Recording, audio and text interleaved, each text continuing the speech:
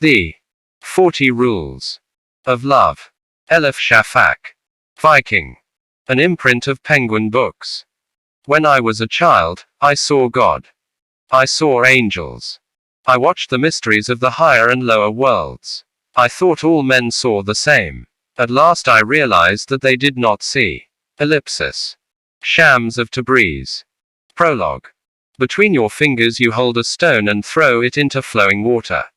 The effect might not be easy to see.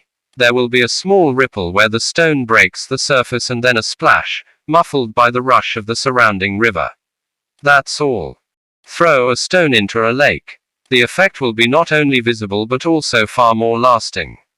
The stone will disrupt the still waters. A circle will form where the stone hit the water, and in a flash that circle will multiply into another, then another.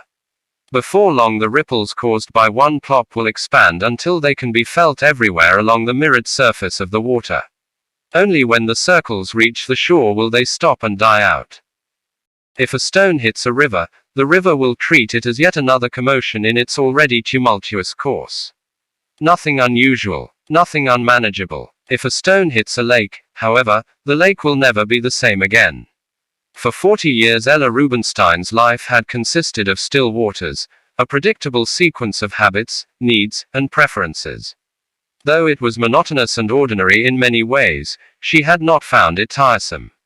During the last 20 years, every wish she had, every person she befriended, and every decision she made was filtered through her marriage. Her husband, David, was a successful dentist who worked hard and made a lot of money. She had always known that they did not connect on any deep level, but connecting emotionally need not be a priority on a married couple's list, she thought, especially for a man and a woman who had been married for so long. There were more important things than passion and love in a marriage, such as understanding, affection, compassion, and that most godlike act a person could perform, forgiveness. Love was secondary to any of these. Unless, that is, one lived in novels or romantic movies, where the protagonists were always larger than life and their love nothing short of legend. Ella's children topped her list of priorities. They had a beautiful daughter in college, Jeanette, and teenage twins, Orly and Avi. Also, they had a 12-year-old golden retriever, Spirit, who had been Ella's walking buddy in the mornings and her cheeriest companion ever since he'd been a puppy. Now he was old, overweight, completely deaf, and almost blind. Spirit's time was coming, but Ella preferred to think he would go on forever. Then again, that was how she was. She never confronted the death of anything, be it a habit, a phase, or a marriage, even when the end stood right in front of her, plain and inevitable.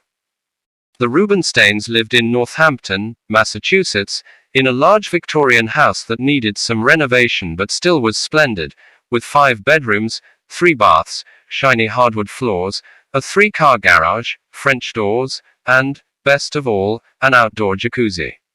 They had life insurance, car insurance, retirement plans, college savings plans, joint bank accounts, and, in addition to the house they lived in, 2 prestigious apartments, one in Boston, the other in Rhode Island. She and David had worked hard for all this. A big, busy house with children, elegant furniture, and the wafting scent of homemade pies might seem a cliché to some people, but to them it was the picture of an ideal life. They had built their marriage around this shared vision and had attained most, if not all, of the dreams. On their last Valentine's Day, her husband had given her a heart-shaped diamond pendant and a card that read, "To my dear Ella. A woman with a quiet manner, a generous heart, and the patience of a saint. Thank you for accepting me as I am. Thank you for being my wife. Yours, David." Ella had never confessed this to David, but reading his card had felt like reading an obituary. This is what they will write about me when I die, she had thought. And if they were sincere, they might also add this. Building her whole life around her husband and children, Ella lacked any survival techniques to help her cope with life's hardships on her own. She was not the type to throw caution to the wind. Even changing her daily coffee brand was a major effort. All of which is why no one, including Ella, could explain what was going on when she filed for divorce in the fall of 2008 after 20 years of marriage. But there was a reason: love. They did not live in the same city. Not even on the same continent. The two of them were not only miles apart but also as different as day and night. Their lifestyles were so dissimilar that it seemed impossible for them to bear each other's presence, never mind fall in love. But it happened. And it happened fast, so fast in fact that Ella had no time to realize what was happening and to be on guard, if one could ever be on guard against love. Love came to Ella as suddenly and brusquely as if a stone had been hurled from out of nowhere into the tranquil pond of her life. Ella. Northampton, May 17, 2008. Birds were singing outside her kitchen window on that balmy day in spring. Afterward, Ella replayed the scene in her mind so many times that, rather than a fragment from the past, it felt like an ongoing moment still happening somewhere out there in the universe. There they were, sitting around the table, having a late family lunch on a Saturday afternoon. Her husband was filling his plate with fried chicken legs, his favorite food. Avi was playing his knife and fork like drumsticks while his twin, Ollie, was trying to calculate how many bites of which food she could eat so as not to ruin her diet of 650 calories a day. Jeanette, who was a freshman at Mount Holyoke College nearby, seemed lost in her thoughts as she spread cream cheese on another slice of bread. Also at the table sat Aunt Esther, who had stopped by to drop off one of her famous marble cakes and then stayed on for lunch. Ella had a lot of work to do afterward, but she was not ready to leave the table just yet. Lately they didn't have too many shared family meals, and she saw this as a golden chance for everyone to reconnect. Esther, did Ella give you the good news? David asked suddenly. She found a great job. Though Ella had graduated with a degree in English literature and loved fiction, she hadn't done much in the field after college, other than editing small pieces for women's magazines, attending a few book clubs, and occasionally writing book reviews for some local papers. That was all. There was a time when she'd aspired to become a prominent book critic, but then she simply accepted the fact that life had carried her elsewhere, turning her into an industrious housewife with 3 kids and endless domestic responsibilities. Not that she complained. Being the mother, the wife, the dog walker, and the housekeeper kept her busy enough. She didn't have to be a breadwinner on top of all these. Though none of her feminist friends from Smith College approved of her choice, she was satisfied to be a stay-at-home mom and grateful that she and her husband could afford it. Besides, she had never abandoned her passion for books and still considered herself a voracious reader. A few years ago, things had begun to change. The children were growing up, and they made it clear that they didn't need her as much as they once had. Realizing that she had too much time to spare and no one to spend it with, Ella had considered how it might be to find a job. David had encouraged her, but though they kept talking and talking about it, she rarely pursued the opportunities that came her way, and when she did, potential employers were always looking for someone younger or more experienced. Afraid of being rejected over and over, she had simply let the subject drop. Nevertheless, in May 2008, whatever obstacle had impeded her from finding a job all these years unexpectedly vanished. 2 weeks shy of her 40th birthday, she found herself working for a literary agency based in Boston. It was her husband who found her the job through one of his clients, or perhaps through one of his mistresses. Oh, it's no big deal, Ella rushed to explain now. I'm only a part-time reader for a literary agent. But David seemed determined not to let her think too little of her new job. Come on, tell them it's a well-known agency, he urged, nudging her, and when she refused to comply, he heartily agreed with himself. It's a prestigious place, Esther. You should see the other assistants. Girls and boys fresh out of the best colleges. Ella is the only one going back to work after being a housewife for years. Now, isn't she something? Ella wondered if, deep inside, her husband felt guilty about keeping her away from a career, or else about cheating on her, these being the only 2 explanations she could think of as to why he was now going overboard in his enthusiasm. Still smiling, David concluded, This is what I call chutzpah. We are all proud of her. She is a prize. Always was, said Aunt Esther in a voice so sentimental that it sounded as if Ella had left the table and was gone for good. They all gazed at her lovingly. Even Avi didn't make a cynical remark, and Orly for once seemed to care about something other than her looks. Ella forced herself to appreciate this moment of kindness, but she felt an overwhelming exhaustion that she had never experienced before. She secretly prayed for someone to change the subject. Jeanette, her older daughter, must have heard the prayer, for she suddenly chimed in, "I have some good news, too." All heads turned toward her, faces beaming with expectation.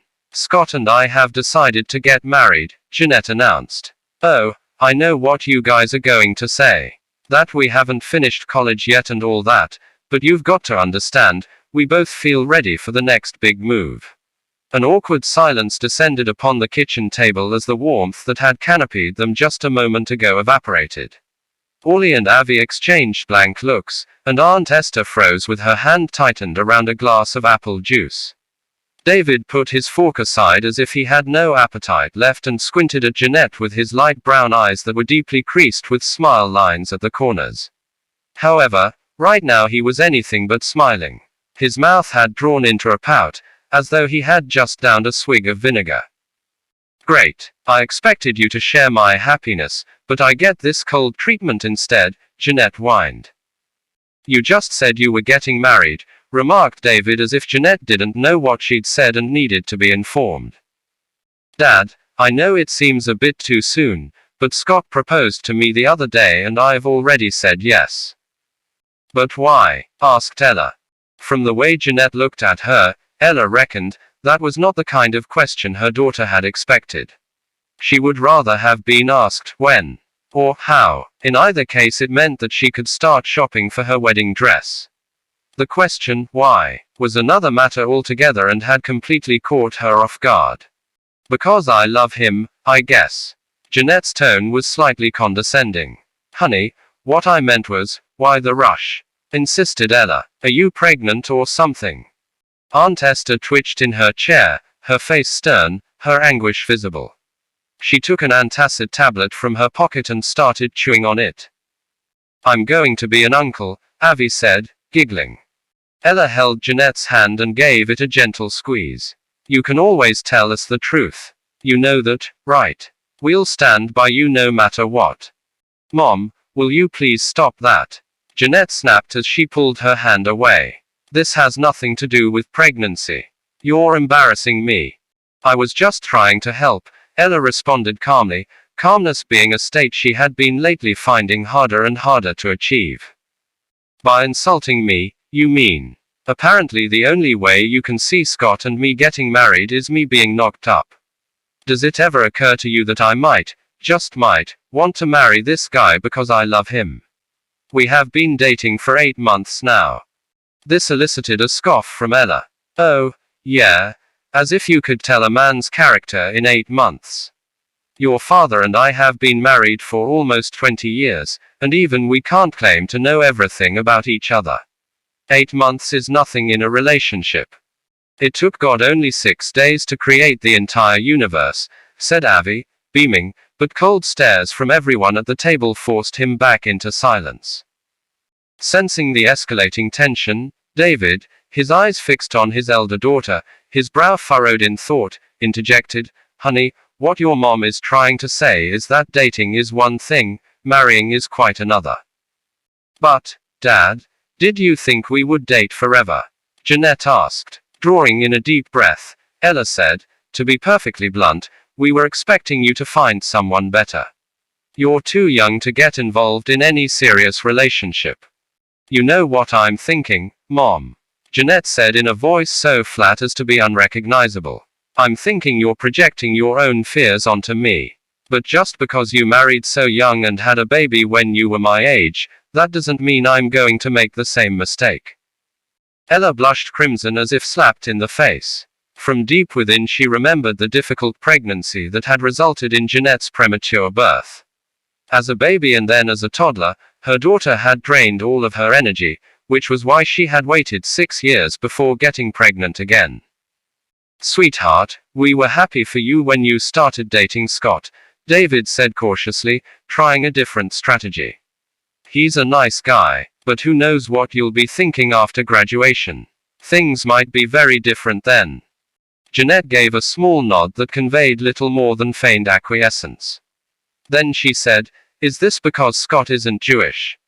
David rolled his eyes in disbelief. He had always taken pride in being an open-minded and cultured father, avoiding negative remarks about race, religion, or gender in the house. Jeanette, however, seemed relentless.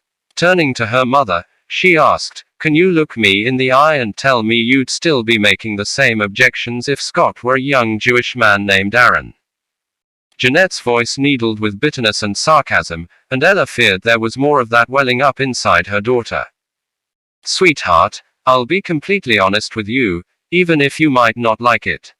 I know how wonderful it is to be young and in love. Believe me, I do. But to get married to someone from a different background is a big gamble. And as your parents, we want to make sure you're doing the right thing." "And how do you know your right thing is the right thing for me?" The question threw Ella off a little. She sighed and massaged her forehead, as if on the verge of a migraine. "I love him, Mom. Does that mean anything to you?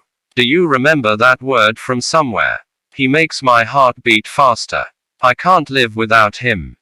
Ella heard herself chuckle. It was not her intention to make fun of her daughter's feelings, not at all, but that was probably what her laughing to herself sounded like. For reasons unknown to her, she felt extremely nervous. She'd had fights with Jeanette before, hundreds of them, but today it felt as though she were quarreling with something else, something bigger. "Mom, haven't you ever been in love?" Jeanette retorted, a hint of contempt creeping into her tone. "Oh, give me a break. Stop daydreaming and get real, will you? You're being so." Ella's eyes darted toward the window, hunting for a dramatic word, until finally she came up with romantic. "What's wrong with being romantic?" Jeanette asked, sounding offended. Really, what was wrong with being romantic? Ella wondered. Since when was she so annoyed by romanticism? Unable to answer the questions tugging at the edges of her mind, she continued all the same. "Come on, honey. Which century are you living in? Just get it in your head. Women don't marry the men they fall in love with. When push comes to shove, they choose the guy who'll be a good father and a reliable husband. Love is only a sweet feeling bound to come and quickly go away." When she finished talking, Ella turned to her husband. David had clasped his hands in front of him, slowly as if through water, and was looking at her like he'd never seen her before. "I know why you're doing this," Jeanette said. "You're jealous of my happiness and my youth. You want to make an unhappy housewife out of me. You want me to be you, Mom." Ella felt a strange, sinking feeling in the pit of her stomach, as if she had a giant rock sitting there. Was she an unhappy housewife? A middle-aged mom trapped in a failing marriage? Was this how her children saw her? And her husband, too? What about friends and neighbors? Suddenly she had the feeling that everyone around her secretly pitied her, and the suspicion was so painful that she gasped. "You should apologize to your mom," David said, turning to Jeanette with a frown on his face. "It's all right. I don't expect an apology," Ella said dejectedly. Jeanette gave her mother a mock leer. And just like that, she pushed back her chair, threw her napkin aside, and walked out of the kitchen. After a minute Orly and Avi silently followed suit, either in an unusual act of solidarity with their elder sister or because they'd gotten bored of all this adult talk. Aunt Esther left next, mumbling some poor excuse while chewing fiercely on her last antacid tablet. David and Ella remained at the table, an intense awkwardness hanging in the air between them. It pained Ella to have to face this void, which, as they both knew, had nothing to do with Jeanette or any of their children. David grabbed the fork he had put aside and inspected it for a while. "So should I conclude that you didn't marry the man you loved?" "Oh, please, that's not what I meant." "What is it you meant, then?" David said, still talking to the fork. "I thought you were in love with me when we got married." I was in love with you, Ella said, but couldn't help adding, back then. So when did you stop loving me? David asked, deadpan.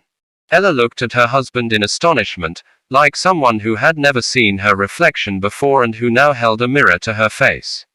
Had she stopped loving him? It was a question she had never asked herself before. She wanted to respond but lacked not so much the will as the words. Deep inside she knew it was the two of them they should be concerned about, not their children. But instead they were doing what they both were best at, letting the days go by, the routine take over, and time run its course of inevitable torpor. She started to cry, unable to hold back this continuing sadness that had, without her knowledge, become a part of who she was. David turned his anguished face away. They both knew he hated to see her cry just as much as she hated to cry in front of him. Fortunately, the phone rang just then, saving them. David picked it up. Hello. Yes, she's here. Hold on, please. Ella pulled herself together and spoke up, doing her best to sound in good spirits. Yes, this is Ella. Hi, this is Michelle. Sorry to bother you over the weekend, chirped a young woman's voice. It's just that yesterday Steve wanted me to check in with you, and I simply forgot. Did you have a chance to start working on the manuscript? Oh, Ella sighed, only now remembering the task awaiting her. Her first assignment at the literary agency was to read a novel by an unknown European author. She was then expected to write an extensive report on it. Tell him not to worry. I've already started reading, Ella lied. Ambitious and headstrong, Michelle was the kind of person she didn't want to upset on her first assignment. Oh, good. How is it? Ella paused, puzzled as to what to say. She didn't know anything about the manuscript, except that it was a historical novel centered on the life of the famous mystic poet Rumi, who she learned was called the Shakespeare of the Islamic world. Oh, it's very mystical. Ella chuckled, hoping to cover with a joke. But Michelle was all business. Right, she said flatly. Listen, I think you need to get on this. It might take longer than you expect to write a report on a novel like that. Ellipsis. Quote. There was a distant muttering on the phone as Michelle's voice trailed off.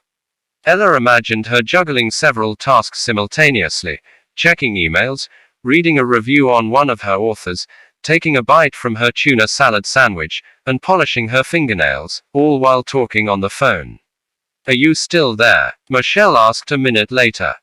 Yes, I am. Good. Listen, it's crazy in here. I need to go. Just keep in mind the deadline is in 3 weeks. I know, Ella said abruptly, trying to sound more determined. I'll make the deadline. The truth was, Ella wasn't sure she wanted to evaluate this manuscript at all. In the beginning she'd been so eager and confident. It had felt thrilling to be the first one to read an unpublished novel by an unknown author and to play however small a role in his fate. But now she wasn't sure if she could concentrate on a subject as irrelevant to her life as Sufism and a time as distant as the 13th century. Michelle must have detected her hesitation. Is there a problem? She asked. When no answer came, she grew insistent. Listen, you can confide in me. After a bit of silence, Ella decided to tell her the truth. It's just that I'm not sure I'm in the right state of mind these days to concentrate on a historical novel. I mean, I'm interested in Rumi and all that, but still, the subject is alien to me. Perhaps you could give me another novel, you know, something I could more easily relate to.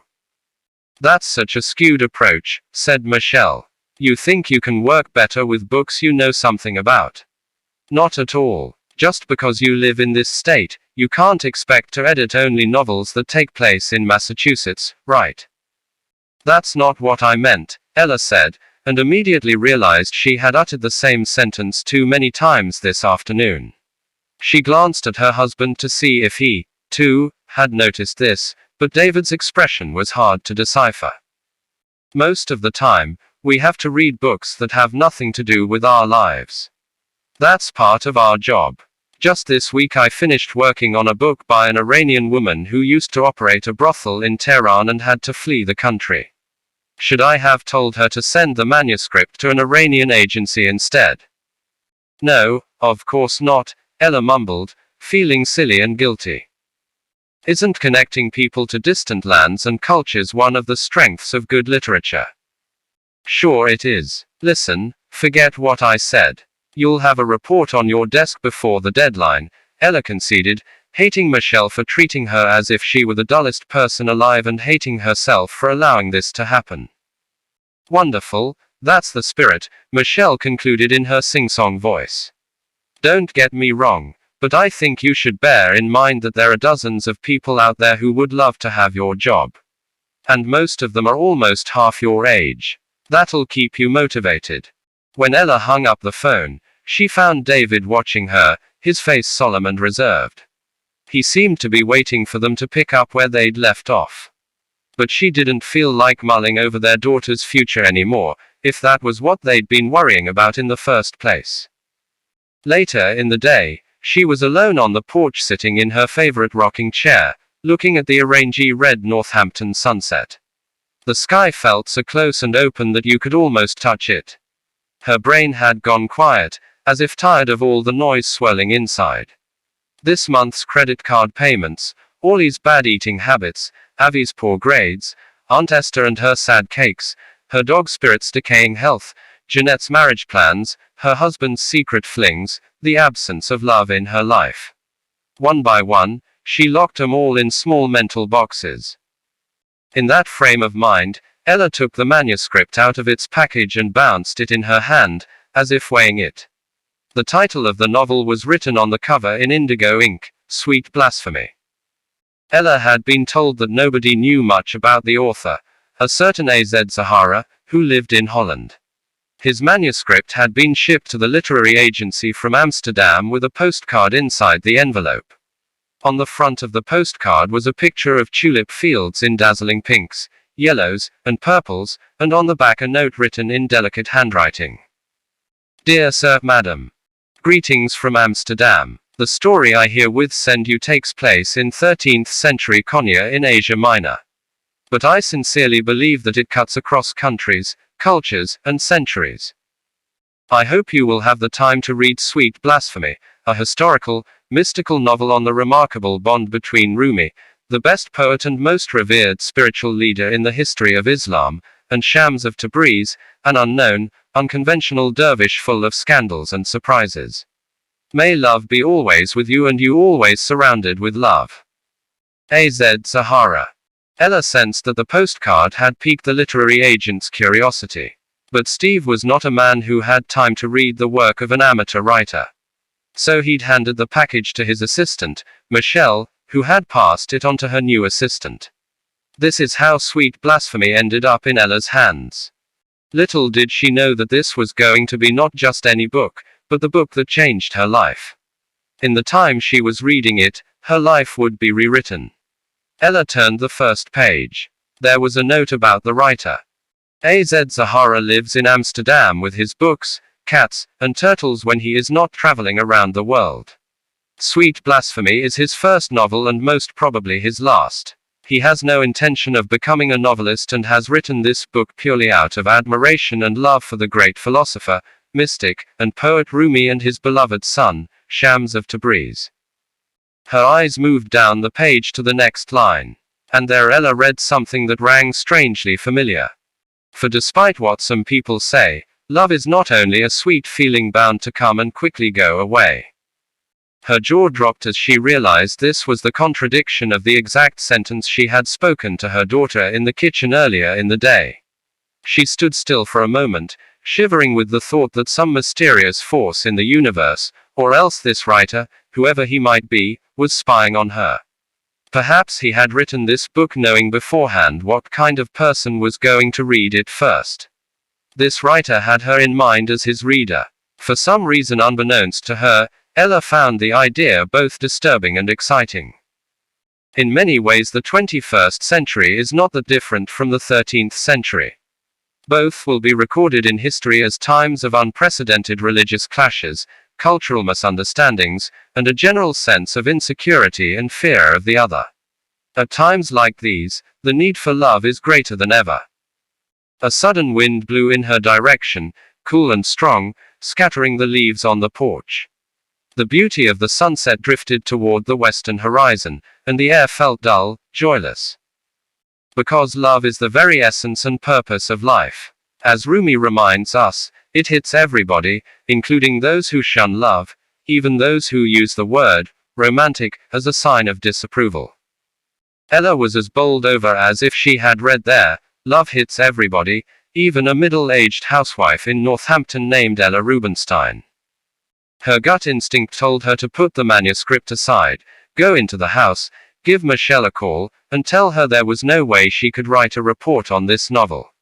Instead she took a deep breath, turned the page, and started to read.